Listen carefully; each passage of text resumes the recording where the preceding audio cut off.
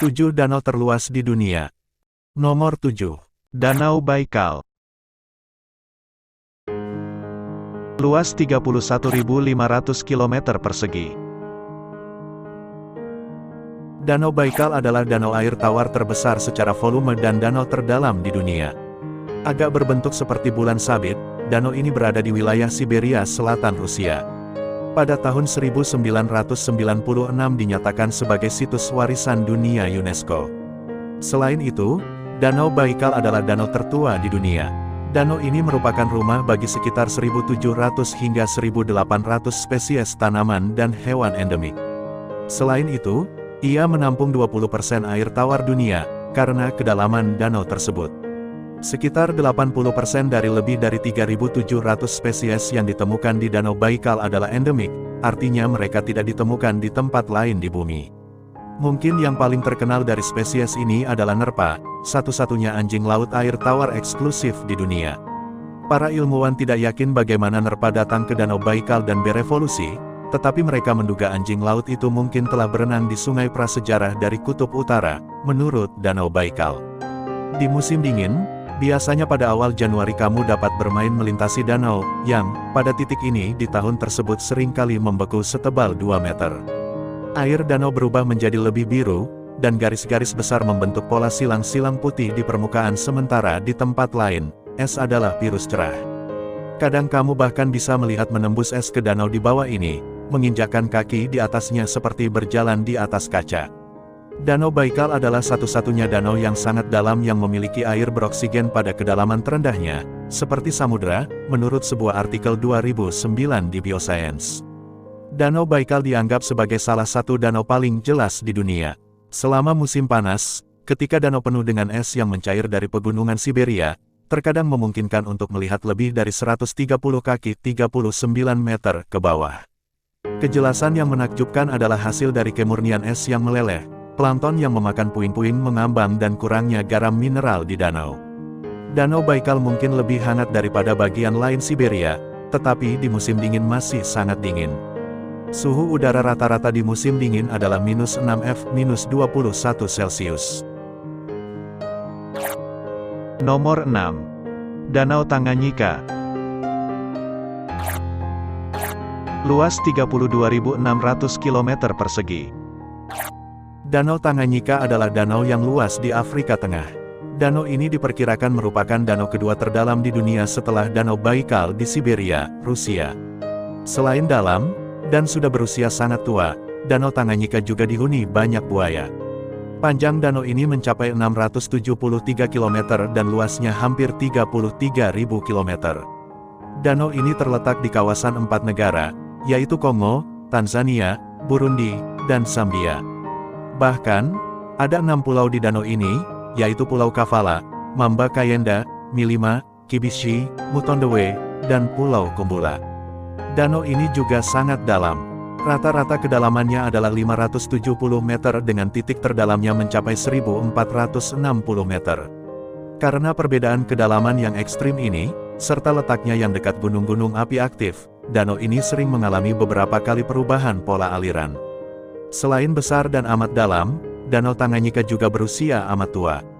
Menurut para ahli, basin atau cekungan di danau ini terbentuk pada waktu yang berbeda-beda. Cekungan di bagian tengah adalah bagian yang paling tua, terbentuk sekitar 9-12 juta tahun yang lalu. Cekungan di utara terbentuk 7-8 jutaan tahun lalu, dan cekungan di selatan terbentuk 2-4 juta tahun lalu. Karena ukurannya yang amat besar dan dalam, danau ini menjadi salah satu penyimpan cadangan air tawar paling besar di dunia. Tidak heran jika danau ini mendapat predikat sebagai danau kedua terbesar dan terdalam di dunia. Selain besar dan amat dalam, Danau Tanganyika juga berusia amat tua. Menurut para ahli, basin atau cekungan di danau ini terbentuk pada waktu yang berbeda-beda. Cekungan di bagian tengah adalah bagian yang paling tua, terbentuk sekitar 9-12 juta tahun yang lalu. Cekungan di utara terbentuk 7-8 jutaan tahun lalu, dan cekungan di selatan terbentuk 2-4 juta tahun lalu. Karena ukurannya yang amat besar dan dalam, danau ini menjadi salah satu penyimpan cadangan air tawar paling besar di dunia. Uniknya, ada bagian air di danau ini yang tidak berganti selama jutaan tahun. Ini terjadi karena bentuk dasar danau yang bertingkat. Air ini biasa disebut air fosil. Air fosil ini terletak di kedalaman 100 meter di bagian utara danau, sedangkan pada bagian selatan terletak di kedalaman 250 meter. Tidak seperti air biasa, air fosil tidak mengandung oksigen, hanya mengandung hidrogen sulfida yang amat beracun. Makanya, bagian air ini tidak bisa jadi tempat tinggal makhluk hidup kecuali bakteri. Bukan hanya airnya yang unik, makhluk hidup di danau ini pun amat beragam. Ada sekitar 250 jenis ikan ciclit yang hampir seluruhnya endemik danau ini. Beberapa di antaranya bahkan belum teridentifikasi. Selain ikan ciclit, juga ada banyak ikan lain yang hampir sebagian besarnya merupakan endemik Danau Tanganyika. Ekosistem sekitar danau ini juga sangat kaya. Ada ratusan hewan invertebrata dan vertebrata yang tinggal di sini. Salah satu vertebrata yang juga populasinya amat banyak di danau ini adalah buaya Nil. Danau ini juga menjadi tempat tinggal seekor buaya besar bernama Gustav. Sejak dulu, para peneliti tertarik pada Gustav yang berat tubuhnya diperkirakan mencapai 900 kg. Danau Tanganyika memang unik, karena hewannya yang banyak, serta kedalamannya yang beragam. Tidak heran jika para peneliti menyebut danau ini sebagai laut air tawar. Nomor 5. Danau Michigan.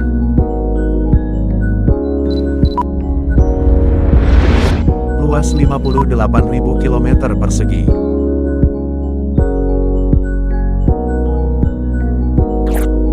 Danau Michigan adalah salah satu dari 5 danau besar di Amerika Utara.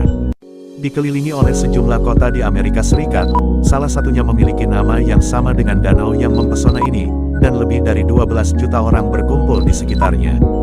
Danau Michigan adalah bagian dari Great Lakes di persimpangan Amerika Serikat dan Kanada. Tapi itu sepenuhnya dalam wilayah Amerika Serikat.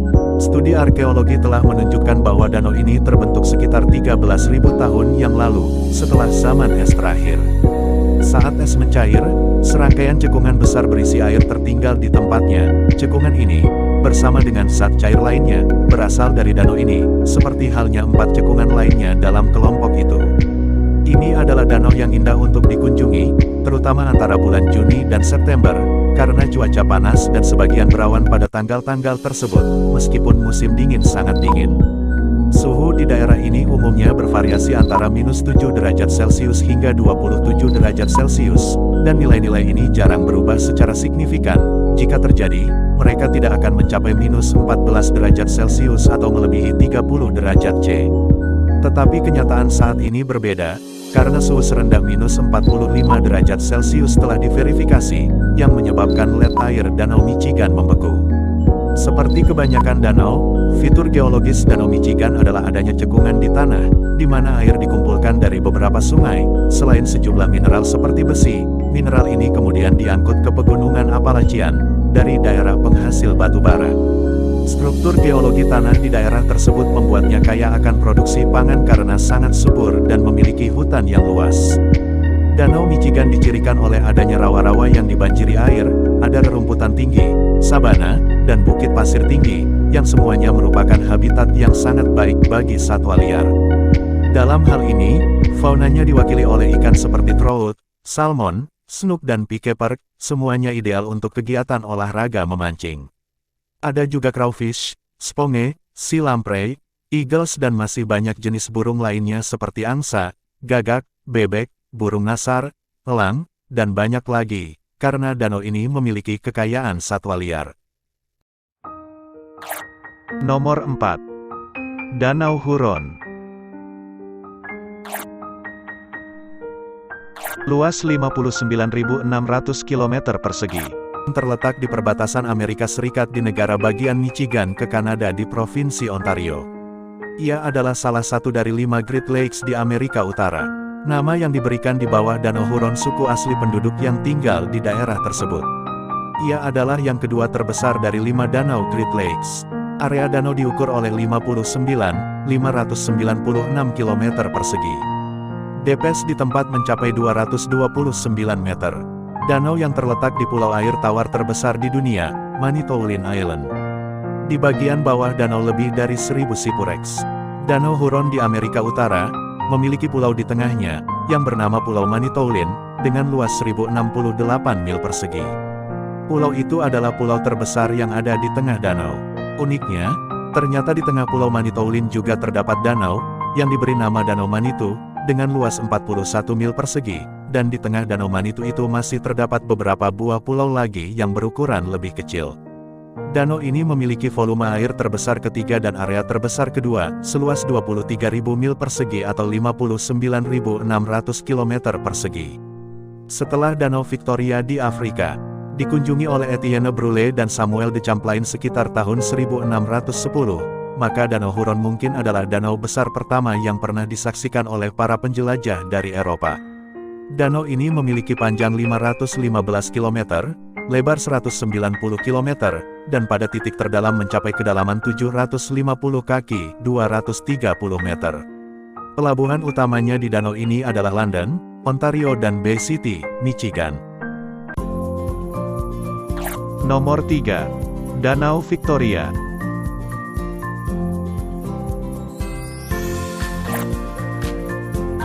Luas 68.870 km persegi.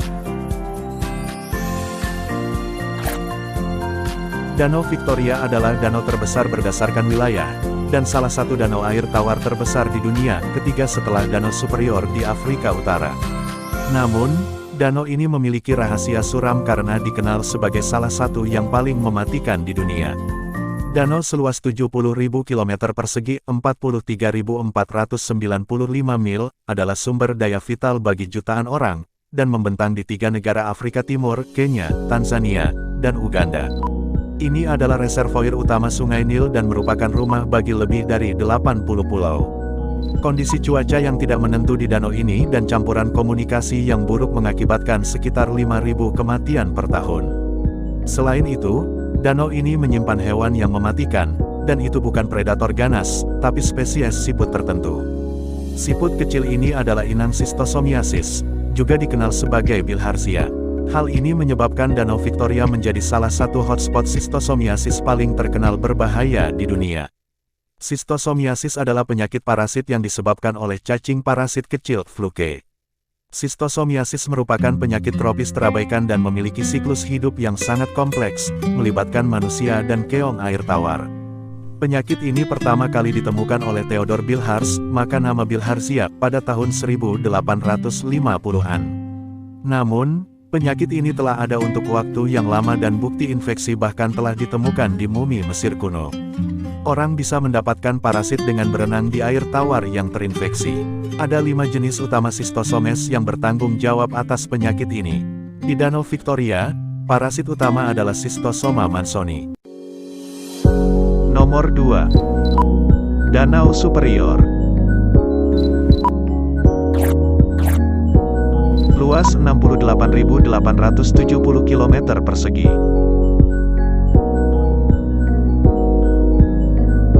Danau Superior adalah danau besar Amerika Utara terbesar dan merupakan danau air tawar terbesar di dunia.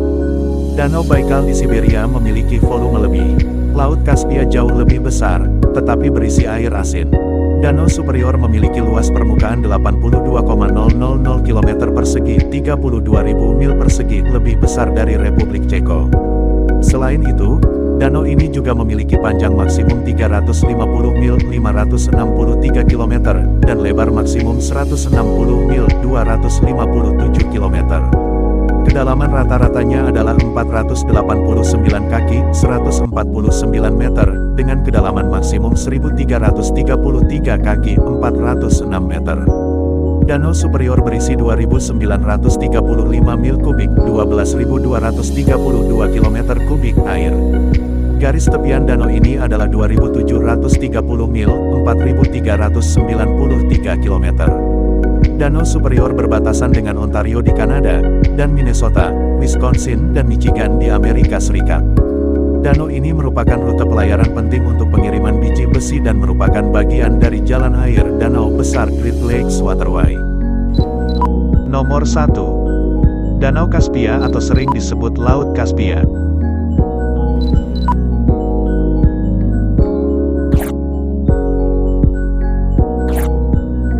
Luas 394.299 km persegi. Laut Kaspia merupakan danau terbesar di dunia yang terletak di persimpangan Eropa dan Asia, disebut laut karena ukurannya yang sangat luas menyerupai laut. Laut Kaspia adalah danau tertutup dan memiliki keunikan yaitu air di dalamnya asin. Panjang garis pantai Laut Kaspia diperkirakan sekitar 6.500 sampai 6.700 km, dengan pulau-pulau di sekitarnya hingga 7.000 km. Tepi Kaspia di sebagian besar wilayahnya rendah dan mulus. Di bagian utara, garis pantai dipotong oleh saluran-saluran air dan pulau-pulau di pegunungan Volga dan Ural, tepiannya rendah dan berawa, dan permukaan air di banyak tempat ditutupi dengan belukar. Di pantai timur, pantai Kapur mendominasi berdekatan dengan semi gurun dan gurun. Pantai yang paling berliku adalah di pantai barat di wilayah Semenanjung Apseron dan di pantai timur di Teluk Kazakhstan dan Kara-Bogasgola. 130 sungai mengalir ke Kaspia, di mana 9 sungai memiliki muara berbentuk delta. Sungai-sungai besar yang mengalir ke Kaspia adalah Volga, Terek Rusia Ural, Embak Kazakhstan Kura Azerbaijan, Samur perbatasan Rusia dengan Azerbaijan Atrek Turkmenistan, dan lainnya. Selain kekayaan sumber dayanya, Danau Kaspia yang sangat luas ini membuatnya menjadi ajang perebutan bagi negara-negara di sekitarnya. Namun, terlepas dari itu Kaspia hadir sebagai bagian kekuatan alam yang menakjubkan.